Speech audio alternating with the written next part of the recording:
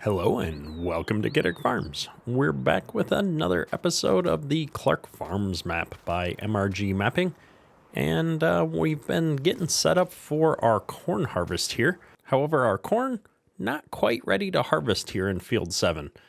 And so before we fast forward time to get to the next day here in seasons, we've got a lot of hay bales that need to be picked up here, and we're going to have to find a way to store them. I think we're probably going to be putting them in that big equipment enclosure that we've got a lot of our equipment in right now, but we'll take a look at that when we get up to the farm here.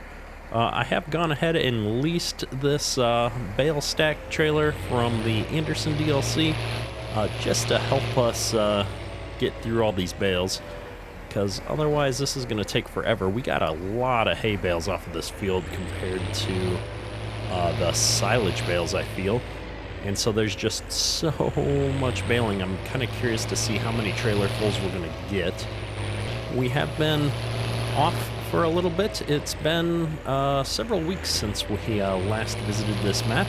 I've been taking a little bit of time off to recover from illness, but I feel like I'm getting back into the swing of things, and so the next several days are going to be pretty busy for me, but I am going to start trying to get back on track with daily uploads. So if you've been missing either the Clarke Farms series here or the Flint Hills series that we're doing, you can expect that those videos will start picking up here shortly. I'm really excited to be finally able to start making TMR for our cows. We've got quite a few silage bales that we've already stacked up from the previous time that we cut this field, and so we should be able to make some quick progress on getting these cows fattened up so that we can sell them here soon. We need to check in on those here actually. If we take a look at the seasons menu, they are still under a year, and the weight is slowly going up here. I'm hoping with the total mixed rations now, you can see that the green bar for the cows is completely full here. And so I suspect that they're going to mature maybe a little bit faster. We'll see. But we're going to have to keep an eye on them so that we can make sure that we get these cows ready to go as soon as they are fattened up here. So I don't know. I haven't done beef cattle in FS19 before, so this is all kind of an experiment for me. A very new experience.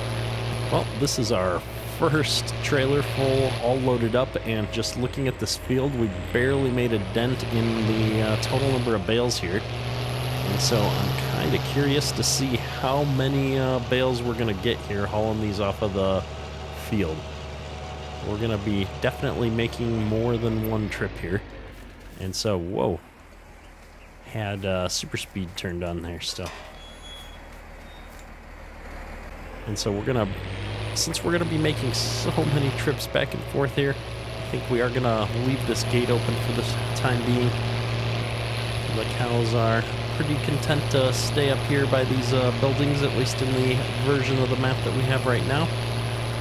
I know MRG has been talking about the fact that he is going to be releasing an update to the Clarke Farms map. He's adding several additional farms to the map, is my understanding. And so if you haven't checked out MRG's YouTube channel, I highly recommend heading on over to MRG Mapping and checking out his live streams and videos that he's doing on his various maps.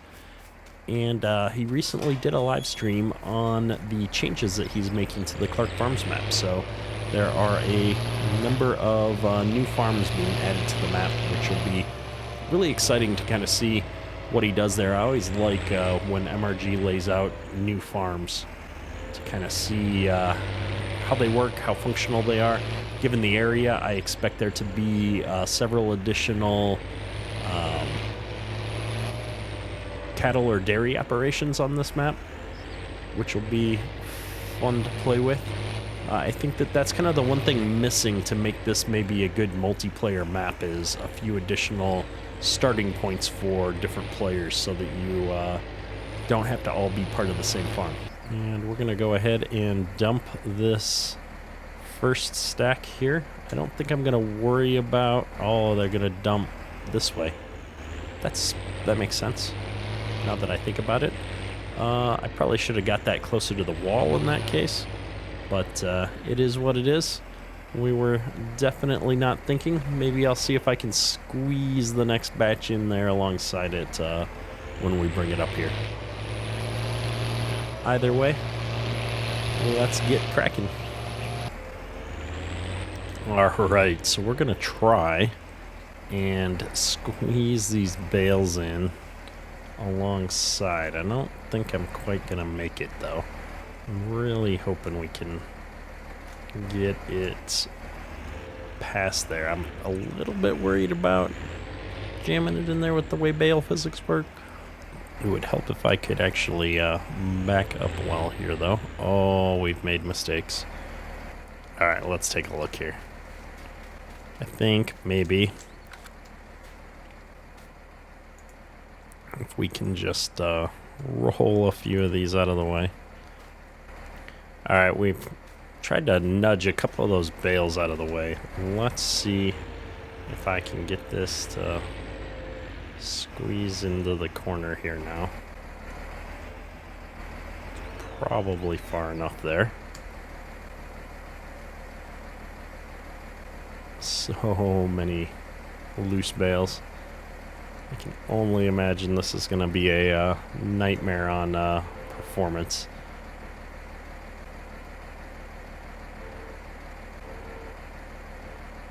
There we go. Well, I mean, I think worst case, we've got them all shoved in here.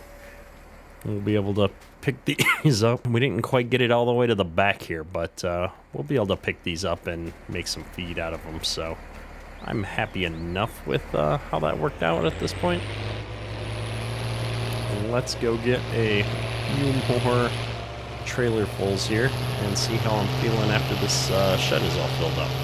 Alright, so we've got our third full trailer of bales here, and it looks like we've got just a handful left after that. So hopefully we're going to get these all into this shed here before we run out of room.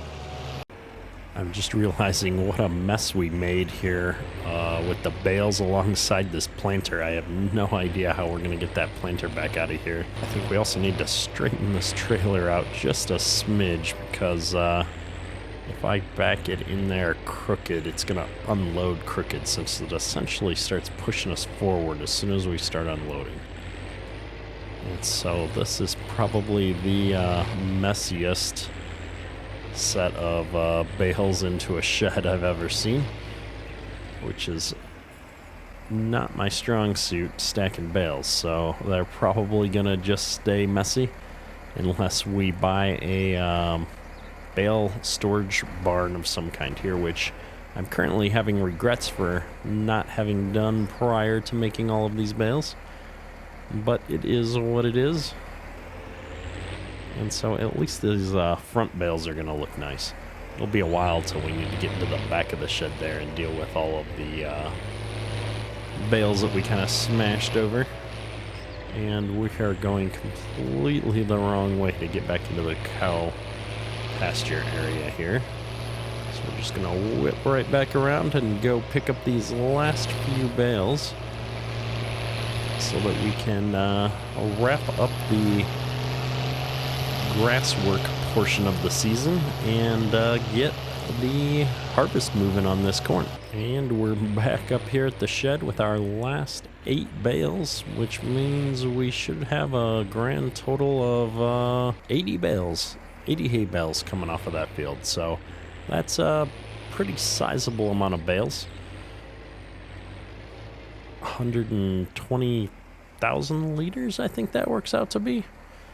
And so the real question is, if we look here, how much food is that? That's enough for a little over a third of a year on just the hay, but we're going to be mixing that with the silage. And while we don't have that many silage bales, I think we've got enough that will definitely last through the winter with what we've got, and we'll be able to start getting some more hay come the next season. I don't know why those bales didn't want to get off the trailer here. And now we've got exploded bales. Oh no. It's a mess in here. I think this is going to wrap up our grass work though, so let's go ahead and just get this out of the way a little bit here. And we're going to go ahead and skip some time here and see if we can get to a point where our corn is dried out enough that it's ready for harvest. All right, so we have advanced into mid-autumn here.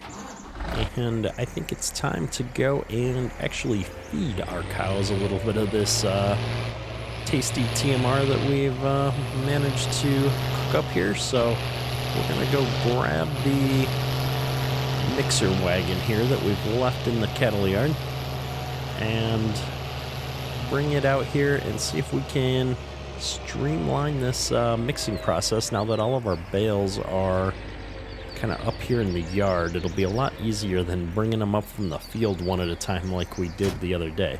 And with it being mid-autumn now, I'm a little bit curious to see if our corn finally dried out or if we're going to need just a little bit more time. So let's go ahead and take a look at that before we start making this feed.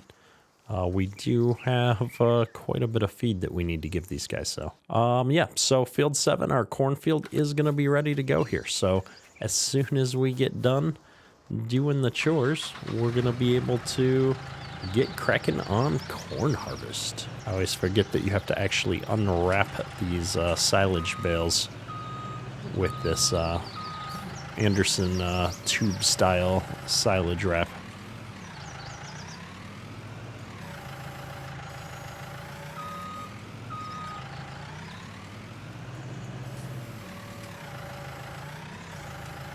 So we're gonna start with one silage bale and 2 hay bales, I think, because we've definitely got more hay bales than we do silage, I think, at this point.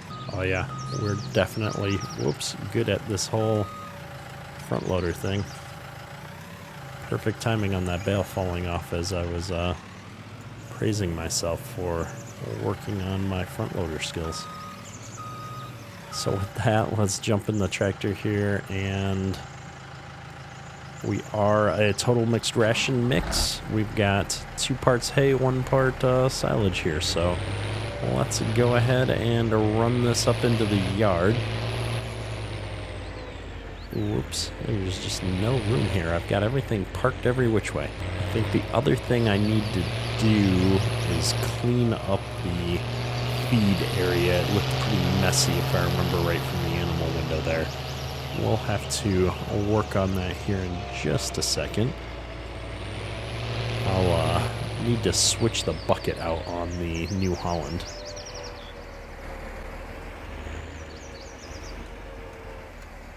So if we just turn this guy on, unload it here right into the trough. I'm kind of curious to see how much this is going to hold. Should hold a fair amount. And all we should need to do then is fill up the water and clean up this area in front of it.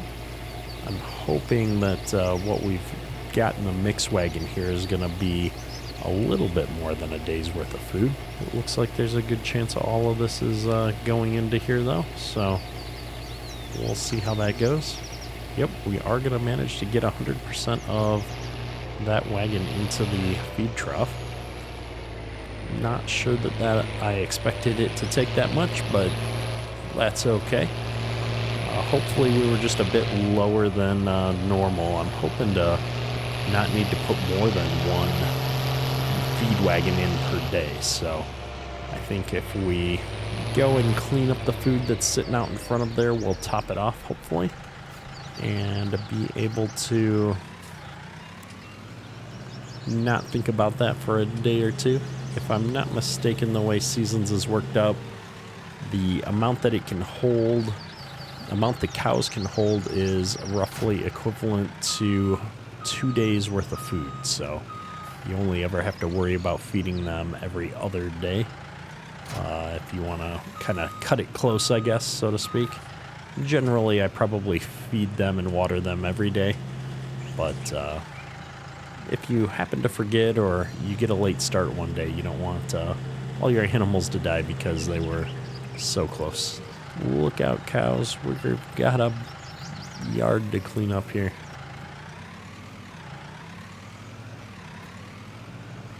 So a fair amount of